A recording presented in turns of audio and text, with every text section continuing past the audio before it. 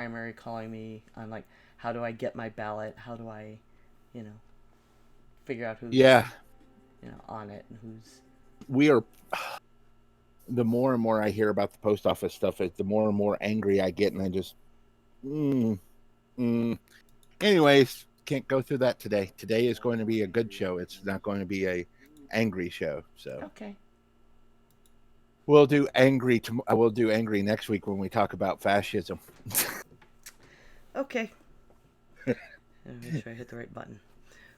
Okay. Are you ready? I Did am you share ready. All right. everything?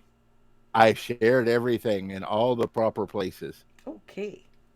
I'm gonna push the button. Okay, push the button. Devil is amongst us. Stay back, boy. This calls for divine intervention. I kick ass for the Lord.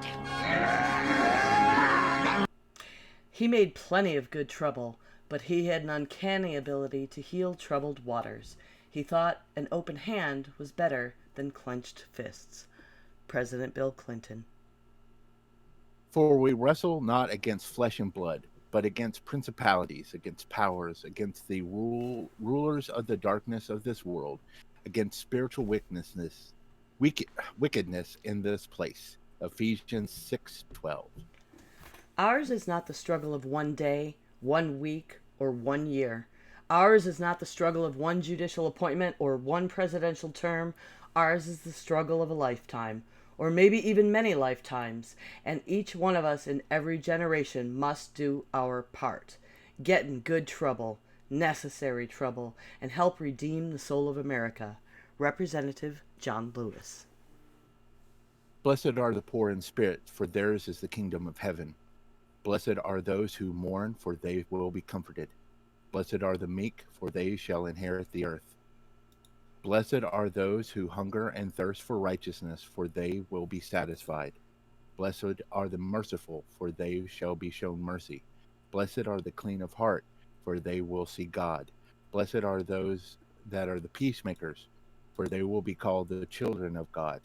Blessed are those who are persecuted for the sake of righteousness, for theirs is the kingdom of heaven. Matthew 3, Matthew 5, 3:10. Let's talk about the great life of Representative John Lewis.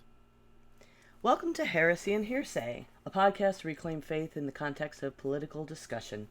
I'm September, and you can follow me on Twitch and Twitter at 9 of 12. And I am joined by. Oh, sorry. I'm just going in my old script. And you can also hear me on the Geek Grills podcast. Heresy and Hearsay is a Patreon site. You can find it at patreon.com/heresy and hearsay. You can visit and help support us. Just $2 a month goes a long way to help us make this humble show. You can also contribute with bits in Twitch or subscribe for free if you have Amazon Prime, or you can subscribe for money if you're feeling the need. And with me, the man with the word about the word, Reverend Barney. Salutations, true believers. I'm Reverend Barney, and you can follow me on Twitter at SethRothII. And you can follow the show on Facebook, YouTube, Twitter, and any podcast catcher.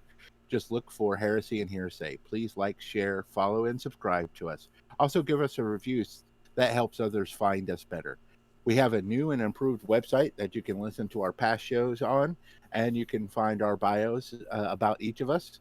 Just go to heresyandhearsay.com. So I wanted to do this show because it's not every day that we lose an icon in American history. You know, we hear about people like uh, and kind of people in our history books, but it's not every day that we have those kind of people still living in our world and in our society today. Um, and when you lose someone like that, um, it's important to remember them, and it's important to understand that though they were living paragons of of a virtue, that they were human beings, but they were also important to history, that they were living history.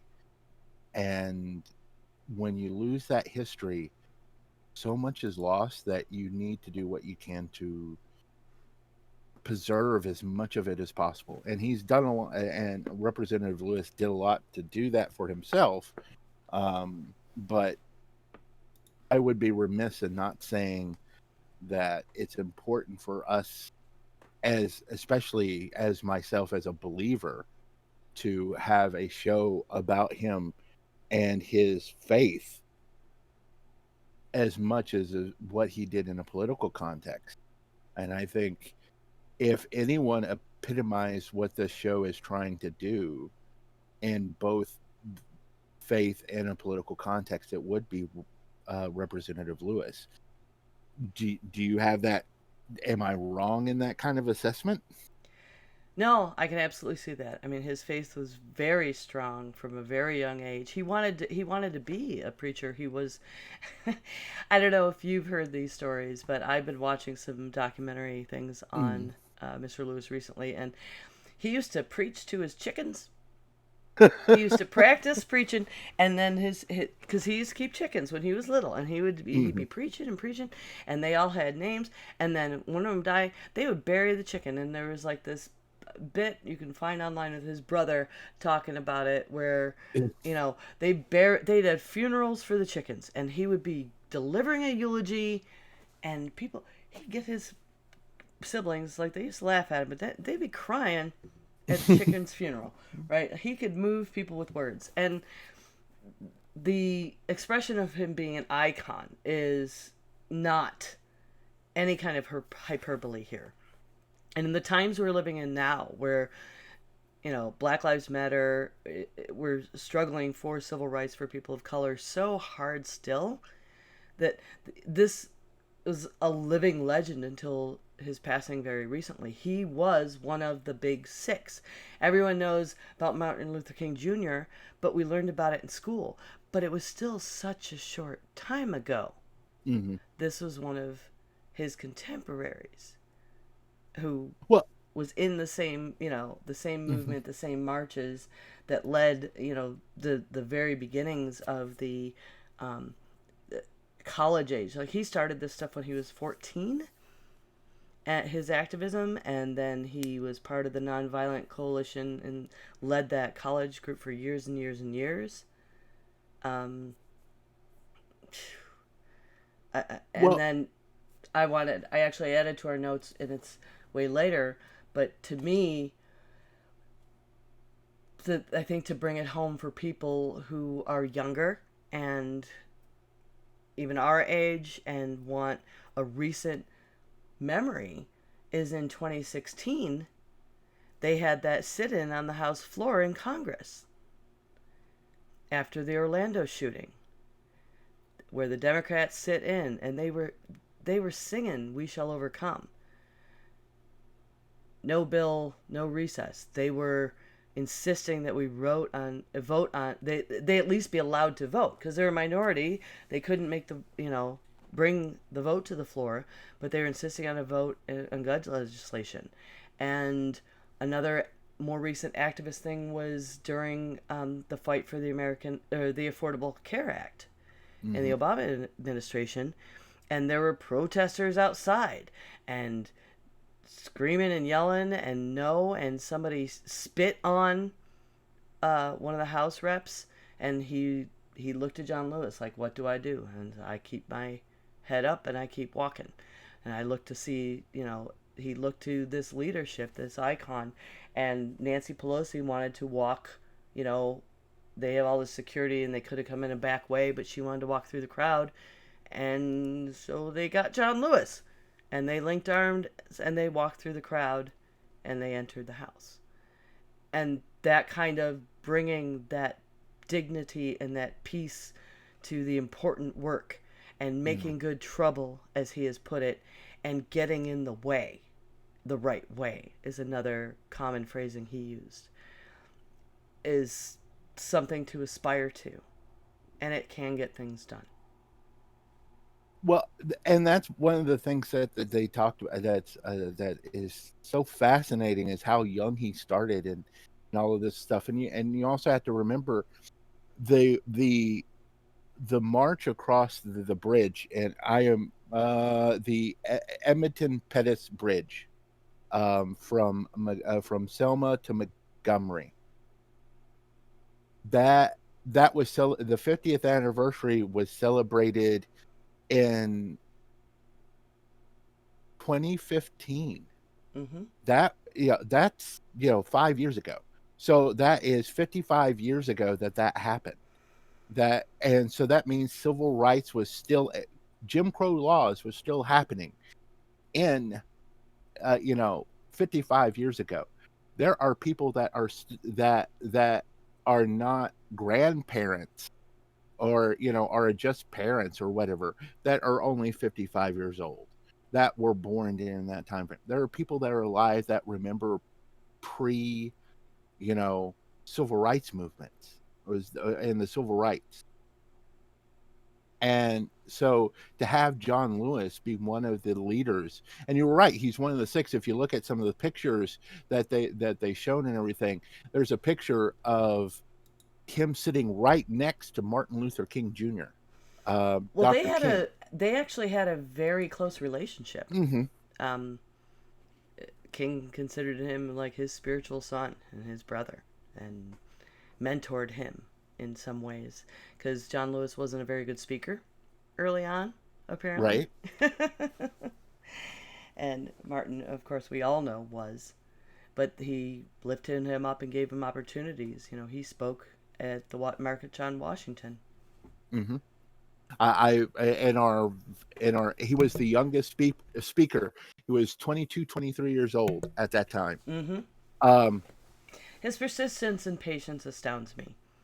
Yeah. Like we were just talking about before the show, I put, I don't know, around 15 years into politics, maybe a little more. And it wore me down.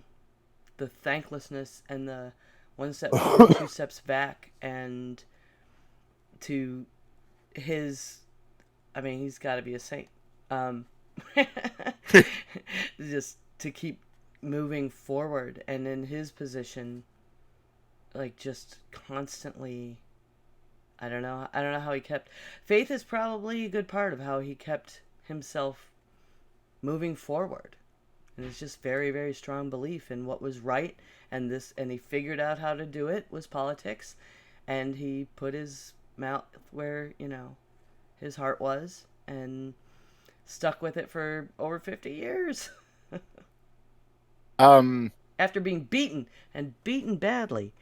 I actually I did watch a documentary called Get in the Way, and I had two very profound moments where I was about crying. And one was, there was actual footage of their first attempted march across the Edmund Pettus Bridge.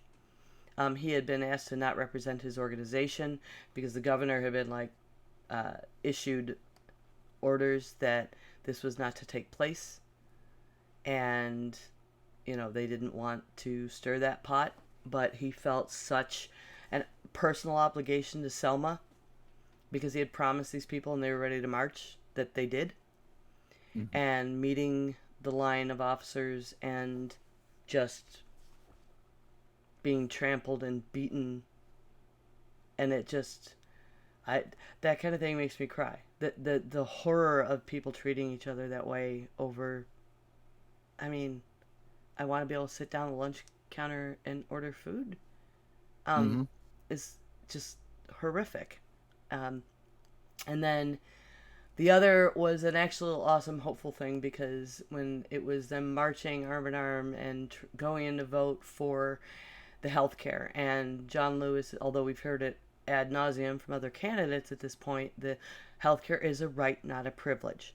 Like, he got on that wagon and was with it strong and said that over and over, and I know he believed that in his heart of hearts, and I know he believed it was a very Christian thing to be doing, and he took on that mission.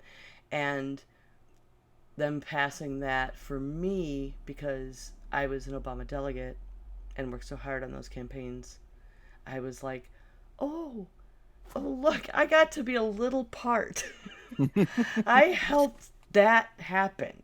in some way, so that, and then had John Lewis, carrying the torch for people like me down here, just being a housewife, trying to get shit done. And it's not all big, scary, bought out bigwigs in Washington. There are good men like him there. And whenever, I know politics can make people jaded. I mean, I don't know how, we've been doing this for a while, and we've both have been politically active, and you've been much more than I have been, but you know but you're also, but on the same thing, I've been much more religiously active, and religion has a very jaded way of making you jaded too, as far as church politics and everything like that. And then when you see someone who is so into the faith and epitomizes what the faith actually is, and can also still do that the um with being in politics, with all of the trappings of politics. I've joked in the past. I've been to Washington D.C. once, and it was the drunkest I ever got. It was the most debauchery I've ever been in the whole nine Okay. yards. And I'm just like, the city corrupts you. I mean, there was even a Comedy Central. There was even a Daily Show joke about that, where the guys just went there for a day, and he was like partying by the end of the day, kind of thing. It's supposedly a corrupting city. Yet John Lewis was just like this beacon of, I don't want to say piety. That doesn't seem fair, but a beacon of faith and a beacon of righteousness, of standing for what he believed in, no matter what. You There was know, something that when the sit-in was going on gun control, oops, sorry, that Vice President Joe Biden said about John Lewis that I struck me as Mm. a good way to sum that up. But he called Lewis the keeper of the nation's conscience at times of challenge and controversy. So yeah, I can definitely see that. But if we step back for a second and we look back at his history and everything, think about this. When he was going and he was doing that march across that bridge, and when he was one of the first freedom riders, um, and all of that, And that's an amazing story because everybody knows about the Freedom Ride, right? but everyone doesn't know what he did. Yeah, he started well before they even technically started the Freedom Riders. Yeah, You he know, did like the test runs when everybody was like, "Oh my God, that's too dangerous." And his getting, well, one of the first rides, a mob descended and just actually torched the bus and killed a bunch of people. mhm. But he kind of did those test runs, but then he was able to appeal to the different governor's office and kind of take those routes with the organization that he led for nonviolent protest to get them protection so that these rides could proceed. And that that also blew up into violence because some dickhead sheriff somewhere decided he wouldn't play in that game. Yeah. And yeah, and white people suck. Um, but but yeah, the bravery and just the absolute front line, put his life on the line over and over to this cause. It's astounding. It's inspiring. He's like, we're lucky he wasn't martyred. Honestly. Yeah, that's true. And the other thing I want you to, the other thing that I want people to take away from that is he was 20 when he was doing that.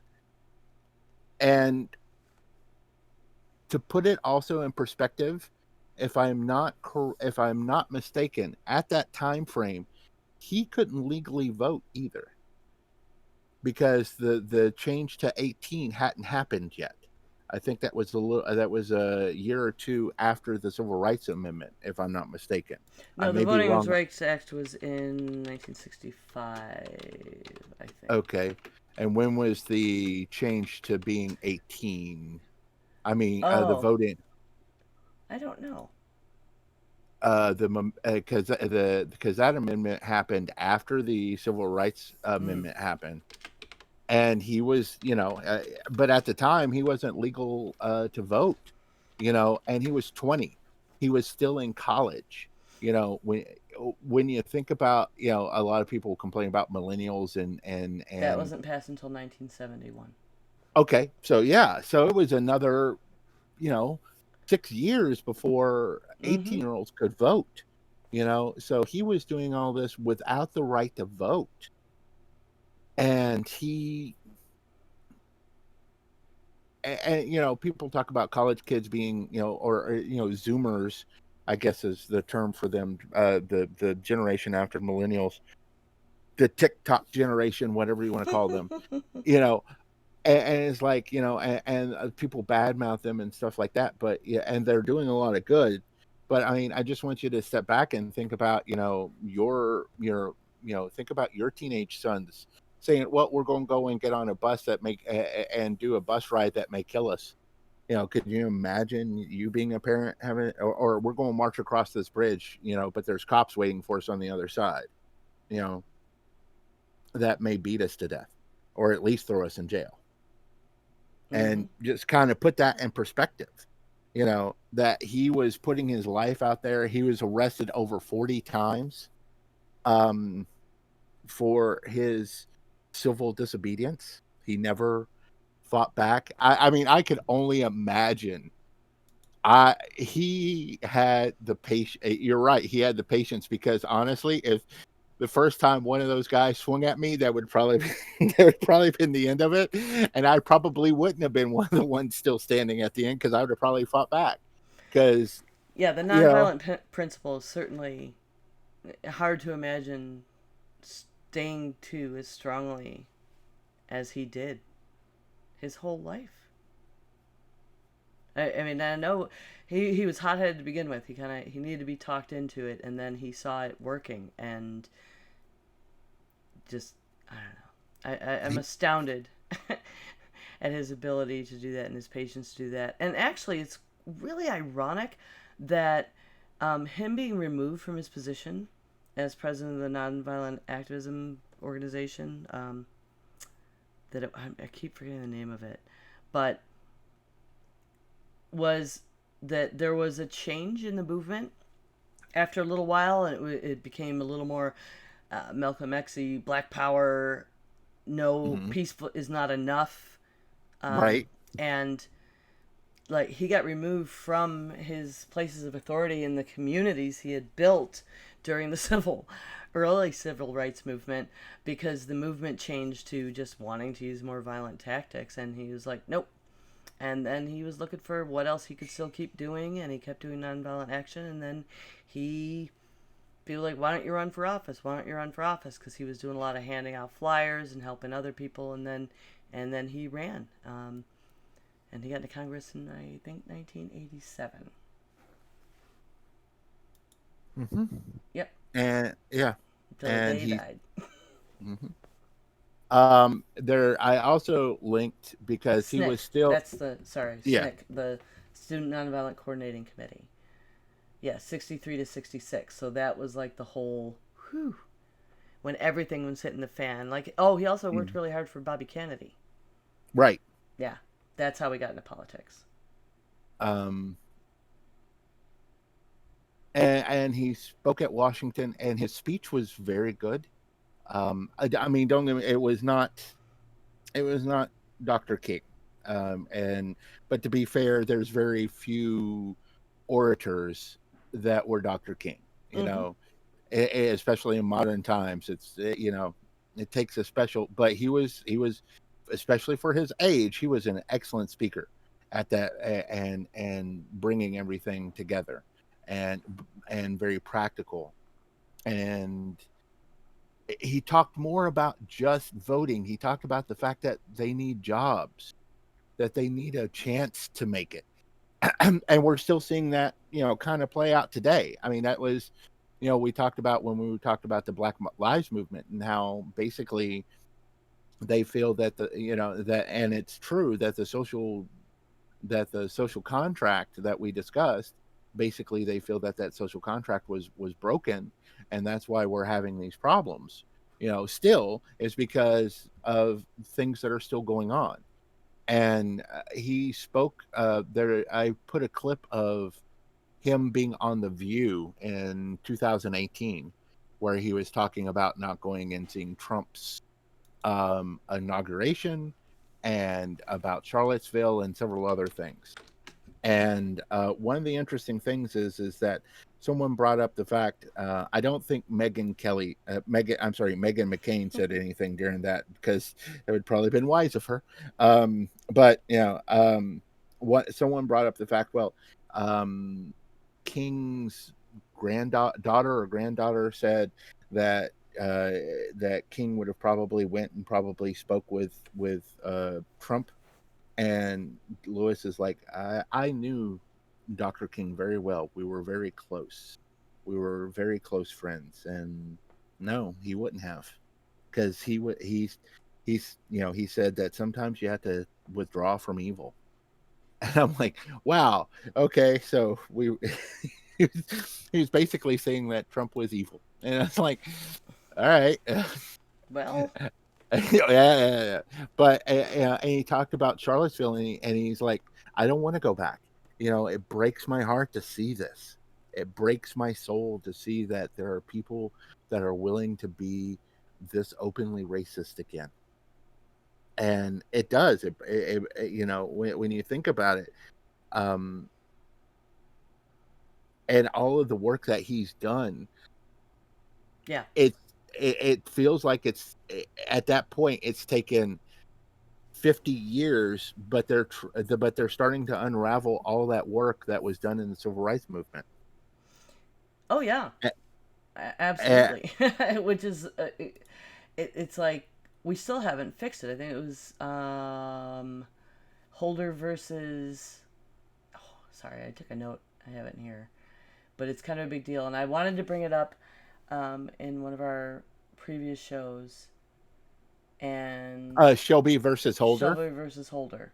Yeah, you put the notes in here. So yeah, because that's a problem. Like the Voting Rights Act meant so much to so many people, and whole Section 5 thing. They didn't rescind that. They didn't strike down that part. But this was just in 2013. Mm-hmm. They struck down the coverage formula, so it allowed all these racist districts. And if people don't think that there is voter suppression based on race, I have stories to tell, and I've seen it. But them being able to use this ruling and just wipe a bunch of voter rolls, and the where's it was done is really freaking specific. And mm-hmm. it had to be just so painful for someone like John Lewis to see and be helpless about. And now with this, in my town every day, and now our sheriff is not allowing, our chief police is not allowing anyone to be on city property after 6:30. And it's all about this Confederate statue we have downtown. And BLM folks, we've been out there, protesting every day for 50 days, and then all these people with Confederate flags and guns started showing up. And now there's trouble. But who do you think's getting blamed for it being trouble?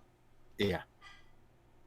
Well, and the that Voters Act and all of that reversal and stuff, you just have to look at North Carolina. And I don't know who said it, but it was verbally said that basically the gerrymandering that happened in North Carolina was racially motivated. Yeah. They had to redraw our districts like 3 times before they could get them approved, because it was just so badly, obviously racist. And they got caught. But, yeah. Anyway. No, they got. There was like tape or something of one of the people who were setting it up. Was basically, it was basically we're doing it. Yeah, some guy down I think it was the chair of Buncombe GOP at the time. Yeah. and you go, you're not supposed to say. Look, it's like, Like, dude, that was out loud. yeah, I'm like, look. uh, One of the things is like at least with certain, at least with like Reagan and Bush one, you would get you, you would admire the fact of how well they hid the racism, but when you're coming out blatant, it's like, really? I mean, that just kind of defeats the point, doesn't it? Because yes, you're being openly racist at that point, and it's like and that's the other thing is that I don't want to harp on Trump, but honestly, it's not Trump per se, because racism is still has. If you live in the South, especially, you can still find it. It bubbles more to the surface than in other parts of the country, but it's still in other parts of the country too. I Yeah. disagree, actually. But Okay. I think it depends on how you're referring to bubbling to the surface. I found living in the North that racism is certainly present, but it's more overt in that you're just going to hear more just outright slurs Right. and nastiness and confrontations in public or wherever.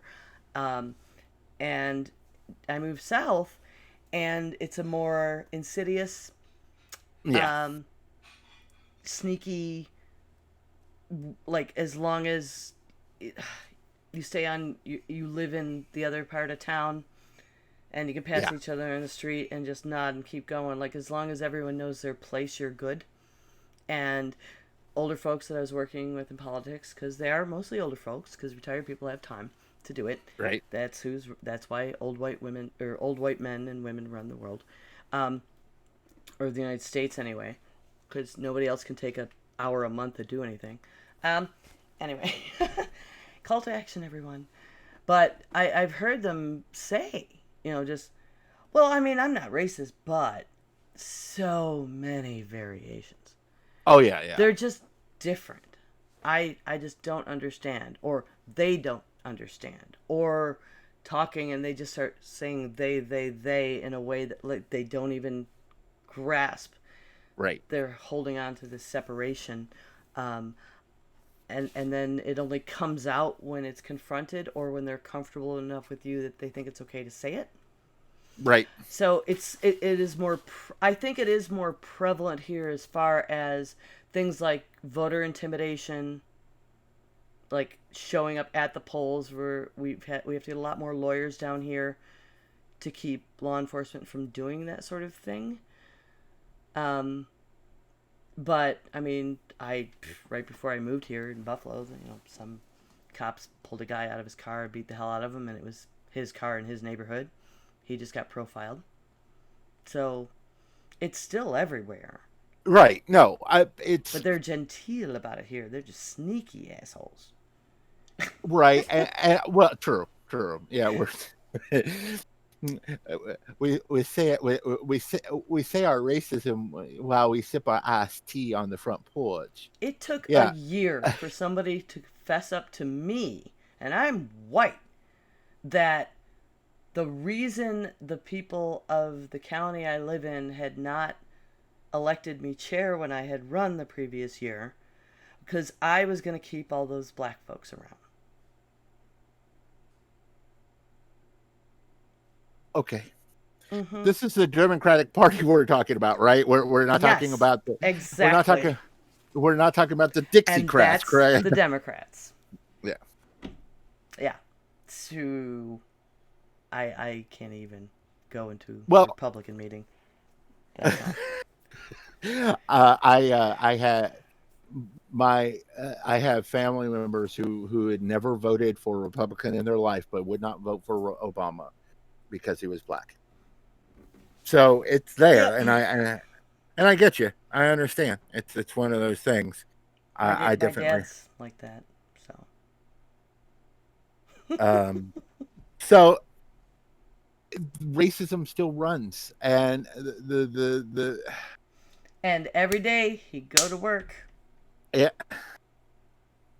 and keep doing the good work and believing in people. See, that's the faith and the hope yeah, and just the good being the conscience of our country, right? That he Yeah. believes that deep down there is good in everyone, and he wants to protect everyone. He wanted to protect everyone the best he could. Yeah, he never wanted he never wanted revenge or judge or any of that. Yeah. He wanted justice, but he never wanted revenge or anything on those that harmed him. There was one kind of slimy thing he did in politics, actually. Okay. But I saw him in an interview express that if he had the chance to do it over again, he would not have done that. But the first time he ran for office, he was running against somebody who he had actually was really close friends with and done a lot of social activism with and stuff. Julius, somebody. Anyway, and their relationship became very strained. But the other guy was, good looking, well spoken, kind of rich kid, and Lewis was kind of the underdog, but he really was passionate about all this stuff. And they were sitting in a television interview, and he challenged him to do a drug test, knowing he would fail. And the guy failed, and Lewis won the election. Oh, that's yeah. So, I mean, it's not really slimy because, I mean, honestly, I don't want somebody who's snorting coke to be my rep, and I don't think asking public representatives or officials or even, to take a drug test for at least certain substances is completely out of line.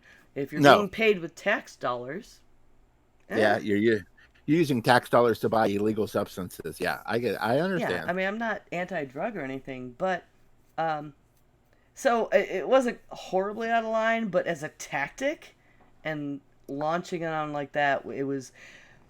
People were shocked. People were like, his friends that were close to John Lewis and were like, he's never going to make it in politics. He's just too soft-hearted. We're like, whoa, that just happened.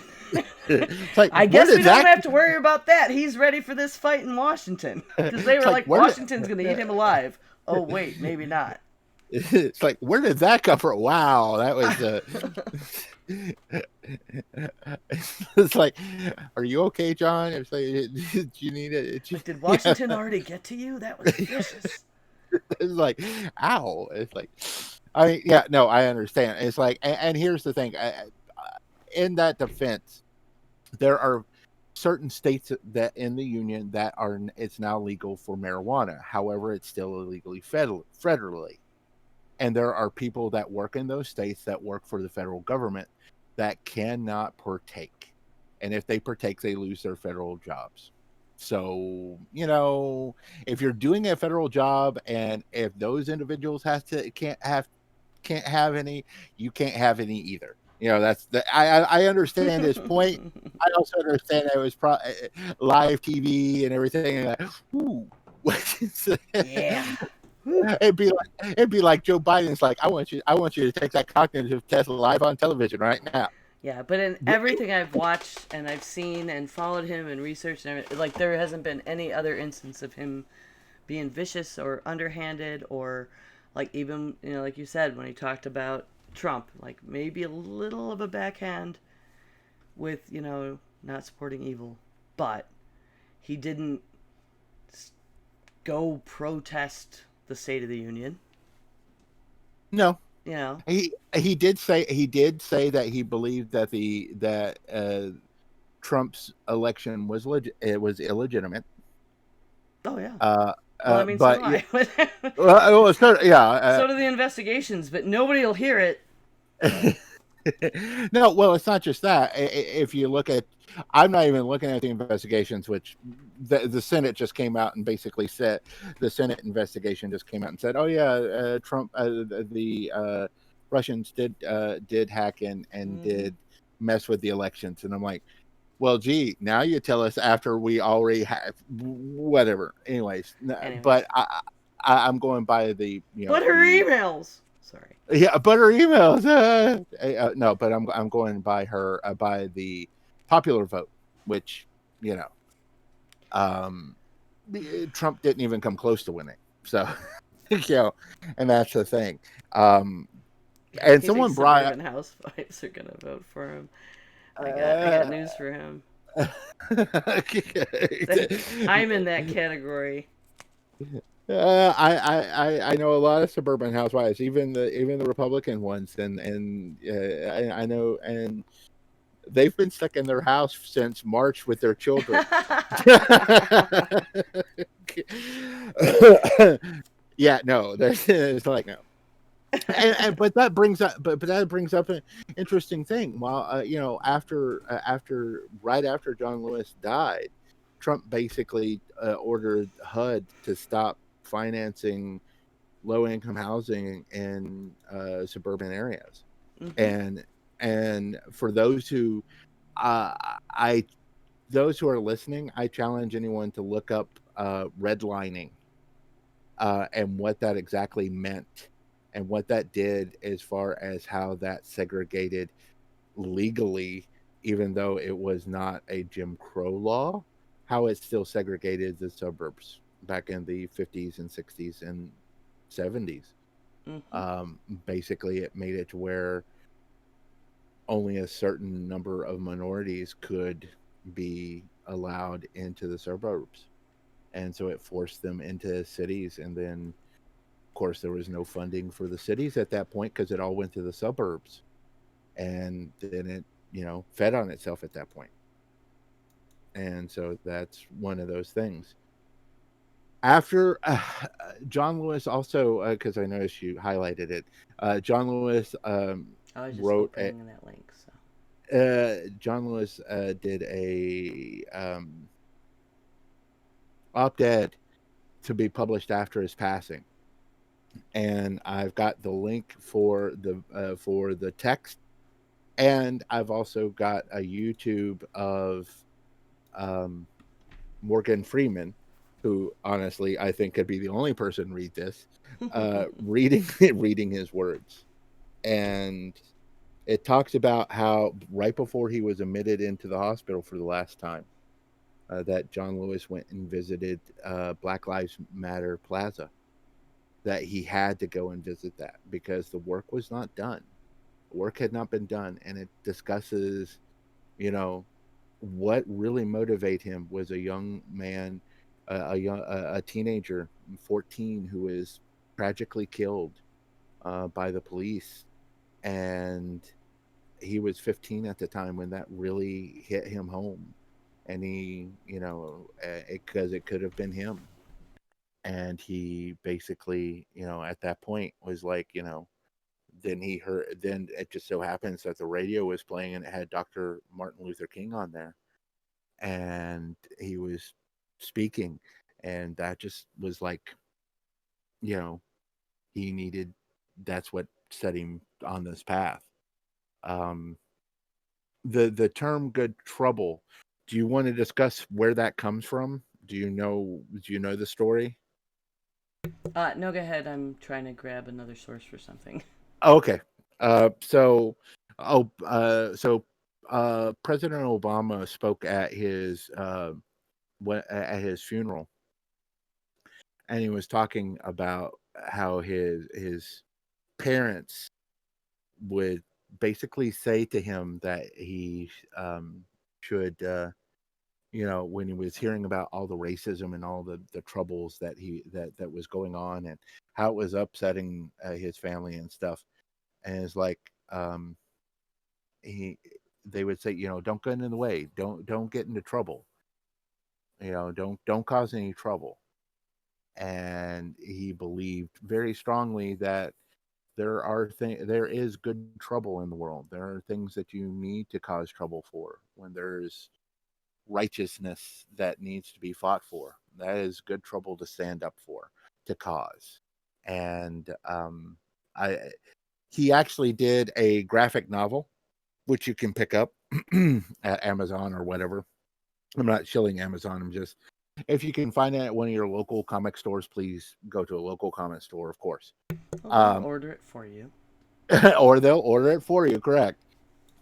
It's called Good Trouble, and it's not just about his life and everything it went through, but it's also kind of helps you find your own path as far as activism and how to be making good trouble for yourself. And I think it's a great resource, especially for younger audiences, to get those who are into comic books and stuff. This is, I mean, he was a superhero in a lot of respects. I mean, standing up against oppression, that's things that Captain America did in the 40s, and that's what he was doing in the 60s. And the only thing is, he didn't have any super serum, and he didn't have a magic shield. He was just, a superhero with, his faith and a backpack and a trench coat. There's also, if you look, there's some. He went to Colbert. He went on to the Late Show with Colbert, and I want to say it was probably 2018, 2017. And one of the things he did is he got to crowd surf. All right, so you've got an 80-plus-year-old man crowd surfing, this icon of the civil rights movement, still loving life so much that he wanted to just crowd surf once, and the crowd treated with kid gloves, made sure he was okay, but let him crowd surf, and the sheer joy on his face that you see as the camera follows him, and I'm sure every lawyer in the back is going, oh. But it's just amazing. So what else do you have? Nothing. That's it? That's it. All right. So when you get a chance, we're going to put these links up, of course, in our show notes and everything else. Definitely. I am going to be looking for one more link for our listeners because, and I think John Lewis would, I don't know how this happened, that his posthumous letter that he released through the New York Times, they are the only ones who you can actually read the text through that I've been able to find. Like, other stories carry the story about it being published, and they all have to link to the Times, which is behind a paywall. I got to see it throughout the paywall. With New York Times, if you do it, if you have, I've accessed it enough times that they're trying to make me pay. Oh, okay, all right. So, all right, yeah, because you're allowed to look at that one, but the YouTube video will also allow you to listen to it at least. So, yeah. I feel like he wouldn't be keen with that. Yeah, he wouldn't be keen with it being behind a paywall. No, I don't think he would.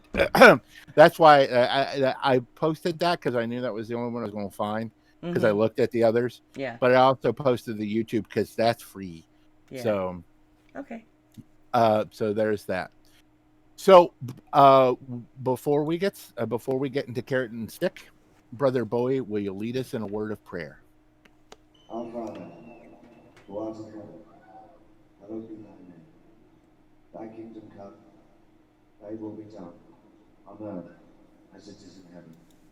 Give us this day our daily bread, and forgive us of trespasses, as we forgive those who trespass against us.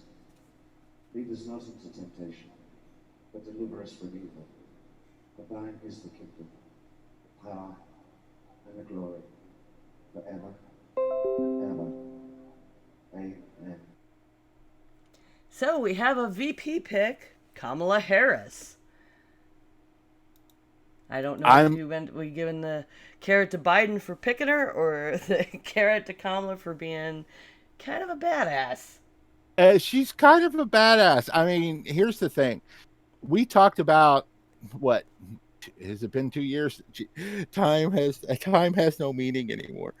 I think it's been 2 years since Kavanaugh. And she was one of those that just went after Kavanaugh hard. And honestly, and she went after Biden hard during the primary. She really ambushed him. and for him to pick, and that's important. I think that's also important. That shows a bit of a leadership for Biden as well, that he's willing to pick someone who disagreed with him and went after him like that. I think Mm-hmm. that shows a good bit of leadership on his part. Also, she's children of immigrants, of a Jamaican mother and an Indian father, and uh, and yeah. Now there's been some wishy-washy stuff on the far left about her time as as the AG and stuff like that, and people are a bit uncomfortable with her in that respect. And it's like, but if you look at her Senate record, she has been one of the most liberal voters on the Senate floor. So I'm going to take that as more of who she is, because when you are in law enforcement as a woman and when you're in law enforcement as a minority, you have to be like extra hard for some strange reason, Well, you because you do. have, And I mean, when you're attorney general, you're defending the Constitution of your state.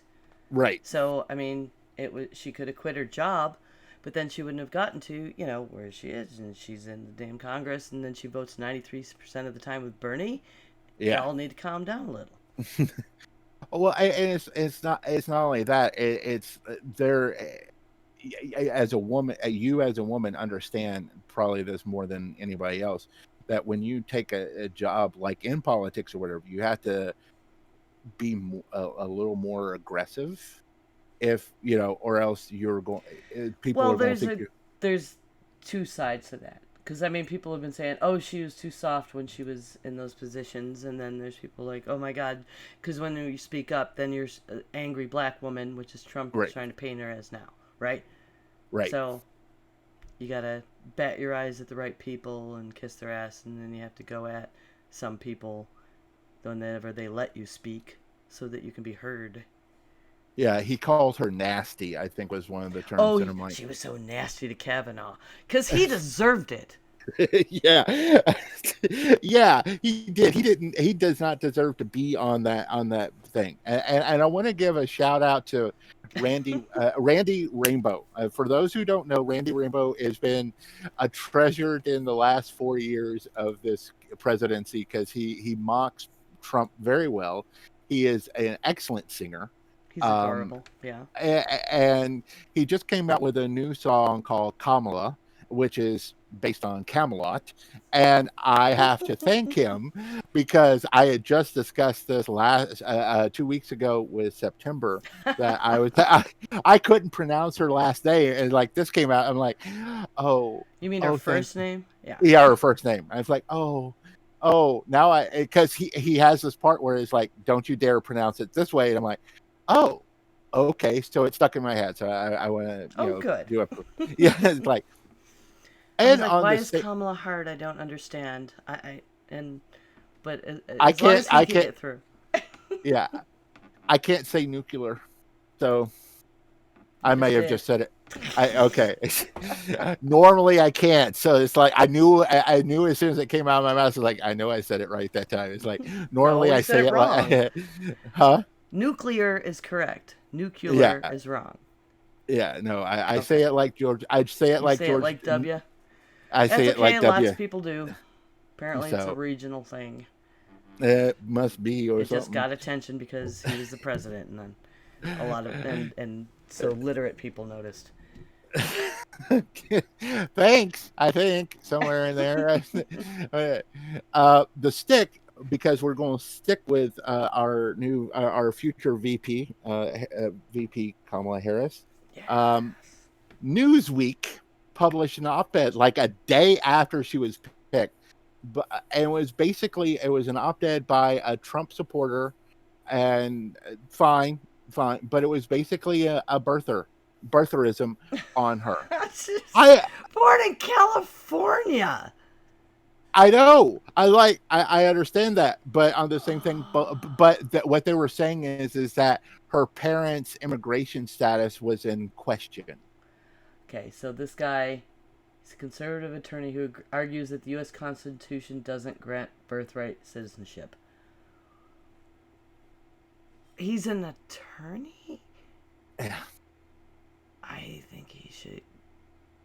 I mean, wow. Okay. You feel to Yeah. disbar someone for that. But yeah, Newsweek, bad call editorial. Holy crap. Yeah, it came out like the next day, and then Newsweek got blasted on Twitter about it, and I'm just going, yeah. It's like, why did you publish this? It's like, really? It's like we went through 8 years of birtherism with Obama, who was also born, I know, not in a state, but in a territory at the time, Hawaii, and they still put birtherism on him.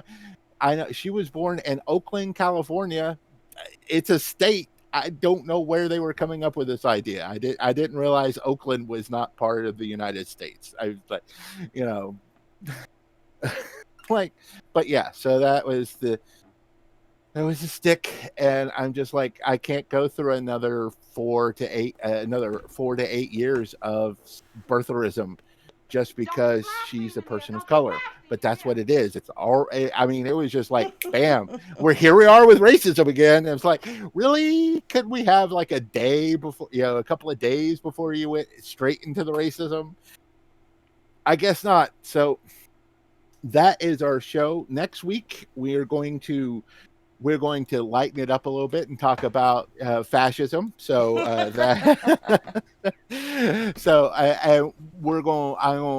I've done some research, lots and lots of research already about this subject. So this probably may, it depends on how September feels. It may end up being 2 shows, not together, not together, not together. No, I just have a wonderful music clip I'm going to have to find. So. Okay, but also about the church's involvement in fascism in the past and what we should look for in the present and everything else. So and just kind of discuss what fascism kind of is, what we should look for, how it may show up on, if it hasn't already shown up on America's soil, what it isn't. So that's, that should be a good episode. And in the meantime, educational. we're going to be educational, and like I said, there'll be some history, especially when it comes to the Catholic Church and the Protestant Church, when it comes as far as their stances on how they dealt with fascism and stuff like that. So, but I'll probably sway more toward like Red Scare propaganda bullshit. Yeah. And how they use that to get to where we are. Yeah. Yeah. So in the meantime, I want to thank you for joining us at Heresy and Hearsay. I am Reverend Barney, and you can follow me on Twitter at SethRothII. You can find the show on Facebook, Twitter, YouTube, and any podcast catcher. You can also find our website. Just Google us. Don't forget Patreon, where $2 a month can help us keep this show going. Sure it can. And I'm September. You can follow me on Twitch and Twitter at 9of12. That's NINEOF12.